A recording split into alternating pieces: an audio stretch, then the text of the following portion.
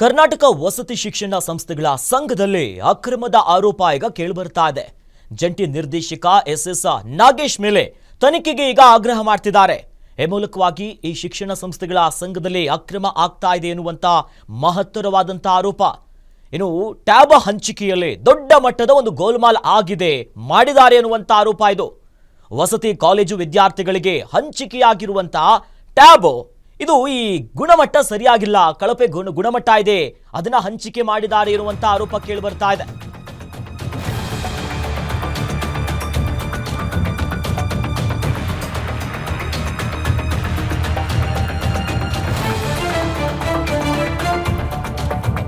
ಕರ್ನಾಟಕ ವಸತಿ ಶಿಕ್ಷಣ ಸಂಸ್ಥೆಗಳ ಸಂಘದಲ್ಲಿ ಅಕ್ರಮದ ಆರೋಪ ಕೇಳಿ ಬರ್ತಾ ಇದೆ. ಜಂಟಿ ನಿರ್ದೇಶಕ ಎಸ್ ನಾಗೇಶ್ ಮೇಲೆ ತನಿಖೆಗೆ ಆಗ್ರಹ ಮಾಡಿದ್ದಾರೆ. ಟ್ಯಾಬ್ ಹಂಚಿಕೆಯಲ್ಲಿ ಗೋಲ್ಮಾಲ್ ಆಗಿದೆ, ದೊಡ್ಡ ಮಟ್ಟದ ಗೋಲ್ಮಾಲ್ ಮಾಡಿದ್ದಾರೆ ಅನ್ನುವಂತ ಆರೋಪ. ವಸತಿ ಕಾಲೇಜು ವಿದ್ಯಾರ್ಥಿಗಳಿಗೆ ಹಂಚಿಕೆಯಾಗಿರುವಂತಹ ಟ್ಯಾಬ್ ಅದರ ಗುಣಮಟ್ಟ ಸರಿಯಿಲ್ಲ, ಕಳಪೆ ಗುಣಮಟ್ಟದ ಟ್ಯಾಬ್ ಅನ್ನ ಹಂಚಿಕೆ ಮಾಡಿದ್ದಾರೆ, ಇಲ್ಲಿ ದೊಡ್ಡ ಮಟ್ಟದ ಗೋಲ್ಮಾಲ್ ನಡೆಸಿದ್ದಾರೆ ಅನ್ನುವಂತ ಮಾಹಿತಿ ನೋಡಿ. ಅಕ್ರಮದ ಹಿನ್ನೆಲೆಯಲ್ಲಿ ಈಗಾಗಲೇ ನಡೆದಿದೆ, ಇಲಾಖೆಯ ತನಿಖೆ ಆಗಿದೆ. ನಾಗೇಶ್ಗೆ ನೋಟಿಸ್ ಅನ್ನ ಕೊಟ್ಟಿದ್ದು ಯಾರು? ಸರ್ಕಾರದ ಪ್ರಧಾನ ಕಾರ್ಯದರ್ಶಿಯವರು ಕೊಟ್ಟಿದ್ರು. ಅಕ್ರಮದ ಆರೋಪವಿದ್ರೂ ಕೂಡ ಮತ್ತೆ ಹೊಸ ಟೆಂಡರ್ಗೆ ಸಿದ್ಧತೆ ಆಗ್ತಿದೆ. ಟೆಂಡರ್ನಲ್ಲಿ ನಾಗೇಶ್ ಮತ್ತೆ ಗೋಲ್ಮಾಲ್ ಮಾಡುವಂತ ಸಾಧ್ಯತೆ ಕೂಡ ಇದೆ. ಒಂದು ಕಡೆ ಮಹತ್ವವಾಗಿರುವಂತಹ ಆರೋಪ ಇರೋದು, ಏನು ಟ್ಯಾಬ್ಗಳನ್ನ ಕೊಟ್ಟಿದ್ರು ವಸತಿ ಶಾಲೆಯ ವಿದ್ಯಾರ್ಥಿಗಳಿಗೆ ಅದರ ಗುಣಮಟ್ಟ ಸರಿಯಿಲ್ಲ, ಇಲ್ಲಿ ಗೋಲ್ಮಾಲ್ ಮಾಡಿದ್ದಾರೆ, ಹಣ ಹೊಡೆದಿದ್ದಾರೆ, ಕಳಪೆ ಗುಣಮಟ್ಟದ ಕೊಟ್ಟಿದ್ದಾರೆ ಅನ್ನೋದು ಒಂದು ಕಡೆ ಆರೋಪ ಆಗ್ತಿದ್ರೆ, ಇಲಾಖೆಯ ತನಿಖೆ ಸಾಗ್ತಾ ಇದ್ರೆ, ಮತ್ತೊಂದು ಕಡೆ ಹೊಸ ಟೆಂಡರ್ಗೂ ಕೂಡ ಈಗ ಒಂದಿಷ್ಟು ಸಿದ್ಧತೆ ಮಾಡ್ಕೊಂಡಿದ್ದಾರೆ. ಹೀಗಾಗಿ ಮತ್ತೆ ಗೋಲ್ಮಾಲ್ ಆಗುತ್ತಿಲ್ಲಿ ಅನ್ನುವಂತ ಒಂದು ಮಹತ್ವದ ಆರೋಪ. ಪಾರದರ್ಶಕವಾಗಿ ಟೆಂಡರ್ ನಡಿಬೇಕೆಂದು ಜೊತೆಯಲ್ಲಿ ಈಗ RTI ಕಾರ್ಯಕರ್ತರು ದೂರು ಕೊಟ್ಟಿದ್ದಾರೆ. ಲೋಕಾಯುಕ್ತ ಕಚೇರಿಗೆ ದೂರನ್ನ ಕೊಡೋದಕ್ಕೂ ಕೂಡ ಸಿದ್ಧತೆಯನ್ನ ಮಾಡಿಕೊಂಡಿದ್ದಾರೆ. ಪ್ರಭಾವವನ್ನ ಬಳಸಿ ಹಲವು ವರ್ಷದಿಂದ ಇಲ್ಲೇ ಇದ್ದಾರವರು. ಸದ್ಯ ಪಾರದರ್ಶಕವಾಗಿ ಟೆಂಡರ್ ಅನ್ನ ಮಾಡಬೇಕು, ನೀವು ಕರಿಬೇಕು, ಈ ರೀತಿಯ ಆರೋಪ ಇದೆ. ಮತ್ತೆ ಅವರ ನೇತೃತ್ವದಲ್ಲಿ ಸಾಗಿದ್ರೆ ಹೆಂಗೆ ಅನ್ನೋದಾಗಿ ಈಗ ಆರೋಪ ಮಾಡಲಾಗ್ತಿದೆ, ಆಗ್ರಹ ಮಾಡ್ತಿದ್ದಾರೆ. ತನಿಖೆ ಆಗಬೇಕು, ಅವರೇ ಮಾಡಿದ್ರೆ ಹೆಂಗೆ? RTI ಕಾರ್ಯಕರ್ತ ಶ್ರೀಧರಿಂದ ದೂರನ್ನ ಕೊಡಲಾಗಿದೆ. ಅಲ್ಲದೆ ಲೋಕಾಯುಕ್ತಕ್ಕೂ ಕೂಡ ಈಗ ಲೋಕಾಯುಕ್ತ ಕಚೇರಿಗೆ ದೂರು ಕೊಡೋದಕ್ಕೂ ಒಂದಿಷ್ಟು ಸಿದ್ಧತೆ ಮಾಡ್ಕೊಂತಿದ್ದಾರೆ. ಕರ್ನಾಟಕ ವಸತಿ ಶಿಕ್ಷಣ ಸಂಸ್ಥೆಗಳ ಸಂಘದಲ್ಲಿ ಈ ಒಂದು ಅಕ್ರಮ ಆಗಿದೆ ಎನ್ನುವಂತ ಆರೋಪ ಯಾರ ಮೇಲೆ? ಜಂಟಿ ನಿರ್ದೇಶಕ ಎಸ್ ನಾಗೇಶ್ ಮೇಲೆ ತನಿಖೆಗೆ ಆಗ್ರಹ ಮಾಡ್ತಿದ್ದಾರೆ. ವಿದ್ಯಾರ್ಥಿಗಳಿಗೆ, ಈ ವಸತಿ ಶಾಲೆಯ ವಿದ್ಯಾರ್ಥಿಗಳಿಗೆ ಏನೇನೋ ಟ್ಯಾಬ್ ಕೊಡುವಂತ ಯೋಜನೆ ಇದೆಯಲ್ಲ, ಈ ವಿದ್ಯಾರ್ಥಿಗಳಿಗೆ ಟ್ಯಾಬ್ ಅನ್ನ ಹಂಚಿಕೆ ಆಗಿದೆ. ಆ ಟ್ಯಾಬಿನ ಗುಣಮಟ್ಟ ಸರಿಯಿಲ್ಲ, ಅದರಲ್ಲೂ ಕಳಪೆ ಗುಣಮಟ್ಟ ಇದೆ, ಅಲ್ಲಿ ಗೋಲ್ಮಾಲ್ ಮಾಡ್ಕೊಂಡಿದ್ದಾರೆ, ದೊಡ್ಡ ಮಟ್ಟದ ಅವ್ಯವಹಾರ ಆಗಿದೆ. ಕಳೆದ ಸಾಲಿನಲ್ಲಿ ಸುಮಾರು 11,200 ಟ್ಯಾಬ್ಗಳನ್ನ ಹಂಚಿಕೆ ಮಾಡಿದ್ರು ಯೋಜನೆ ಅಡಿಯಲ್ಲಿ. ಕೇವಲ 5ರಷ್ಟು ಮಾತ್ರ ಟ್ಯಾಬ್ ಬಳಕೆಯಾಗಿರೋದು ಪತ್ತೆಯಾಗಿದೆ. ಅಷ್ಟು ಮಾತ್ರ ಇದೆ, ಇನ್ನೆಲ್ಲ ಏನಿಲ್ಲ.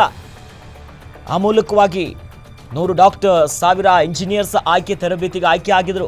ಸರ್ಕಾರದ ಯಾವುದೇ ಆದೇಶ ಪಾಲಿಸದೆ ಅಕ್ರಮ ಇಲ್ಲಿ ಪತ್ತೆಯಾಗ್ತಿದೆ ಎನ್ನುವಂತ ಮಾಹಿತಿ. ಅಕ್ರಮದ ಹಿನ್ನೆಲೆಯಲ್ಲಿ ಈಗಾಗಲೇ ಇಲಾಖೆ ತನಿಖೆ ನಡೆಸಲಾಗಿದೆ.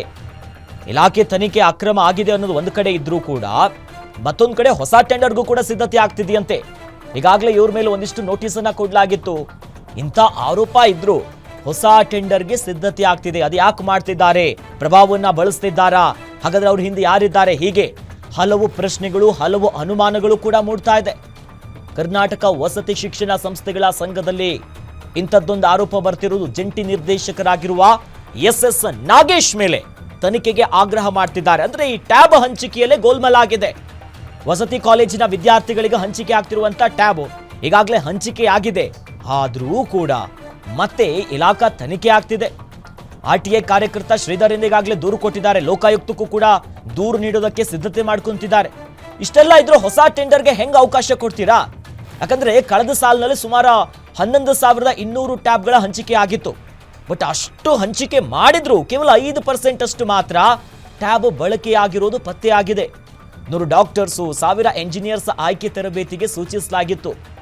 ಸರ್ಕಾರದಿಂದ ಏನು ಆದೇಶಗಳು ಬರುತ್ತಲ್ಲ, ಹಿಂಗೆ ಡೈರೆಕ್ಷನ್ಸ್ಗಳಿರುತ್ತೆ ಸರ್ಕಾರದಲ್ಲಿ. ಆದ್ರೆ ಯಾವುದೇ ಆದೇಶವನ್ನ ಪಾಲಿಸದೆ ಅಕ್ರಮವನ್ನ ಎಸಗಿದ್ದಾರೆ ಅನ್ನೋದು ಪತ್ತೆಯಾಗ್ತಿದೆ. ಅಕ್ರಮದ ಹಿನ್ನೆಲೆಯಲ್ಲಿ ಈಗಾಗಲೇ ಇಲಾಖಾ ತನಿಖೆ ನಡೆಸಲಾಗಿದೆ.